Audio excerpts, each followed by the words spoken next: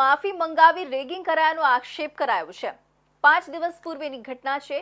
પીડિતાએ લેખિતમાં ફરિયાદ કરી રેગિંગ કરનારે વીએનએસજીયુમાંથી કઢાવી મૂકવાની ધમકી આપી હતી।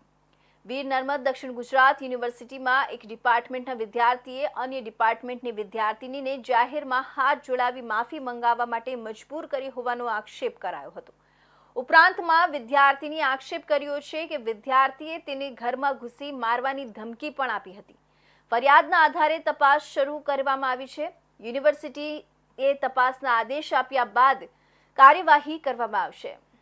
વીર નર્મદ દક્ષિણ ગુજરાત યુનિવર્સિટીના એક ડિપાર્ટમેન્ટના વિદ્યાર્થીએ અન્ય ડિપાર્ટમેન્ટની વિદ્યાર્થિનીને જાહેરમાં હાથ જોડાવી માફી મંગાવવા માટે મજબૂર કરી હોવાનો આક્ષેપ થયો છે। ઉપરાંતમાં વિદ્યાર્થિનીએ આક્ષેપ કર્યો છે કે વિદ્યાર્થીએ તેને ઘરમાં ઘૂસી મારવાની ધમકી પણ આપી હતી। પ્રાપ્ત વિગતો અનુસાર 5 દિવસ પહેલા જ આ વિદ્યાર્થીએ પોતાની મિત્ર સાથે મળી વિદ્યાર્થિની અને તેના મિત્રને યુનિવર્સિટીના કેમ્પસમાં બોલાવી અન્ય વિદ્યાર્થીઓની હાજરીમાં માફી મંગાવી હતી। બાદમાં વિદ્યાર્થિનીએ આ સમગ્ર ઘટના અંગે યુનિવર્સિટીને લેખિત ફરિયાદ આપી હતી। વિદ્યાર્થિનીએ આક્ષેપ કર્યો છે કે ફરિયાદ બાદ વિદ્યાર્થીએ તેને યુનિવર્સિટી અને ડિપાર્ટમેન્ટમાંથી કાઢી મૂકવાની ધમકી આપી। વધુમાં તેણે વિદ્યાર્થિનીને ઓડિયો, વિડીયો અથવા લેખિત રૂપે માફી માંગવા પણ દબાણ કર્યું હતું।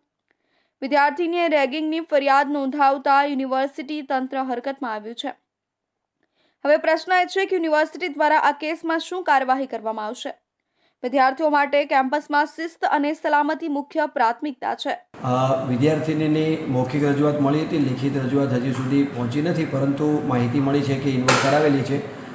હવે એમાં વિદ્યાર્થીને જે કંઈ દબાણ કરવામાં આવે છે એ પ્રકારની એમની રજૂઆતો હતી અને એના ઉપર યુનિવર્સિટીના ધારાધોરણો મુજબ જે કંઈ યુજીસીના પ્રિસ્ક્રાઇબ નોર્મ્સ છે એ મુજબ ચોક્કસ કાર્યવાહી કરવામાં આવશે। હજી લેખિત રજૂઆત મેં જોઈ નથી એટલે નહીં કહી શકું, પરંતુ મૌખિક વાતચીતનું સૂર એનો હતો કે દબાણ કરવામાં આવે છે એવી વાતચીત છે અને યુનિવર્સિટીના જે કંઈ ધારાધોરણો છે, યુજીસીના નોર્મ્સ છે એ મુજબ એને સેલમાં રિફર કરીને એના ઉપરના જે પ્રિસ્ક્રાઇબ નોર્મ્સ છે એ મુજબ ચોક્કસ કાર્યવાહી કરવામાં આવશે।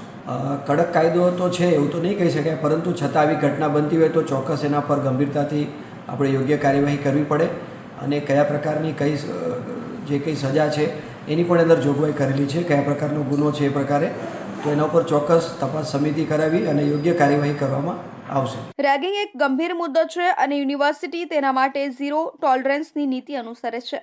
આ મામલે તપાસ કમિટી દ્વારા સંપૂર્ણ તપાસ હાથ ધરવામાં આવશે અને દોષિત સામે યોગ્ય પગલાં ભરવામાં આવશે।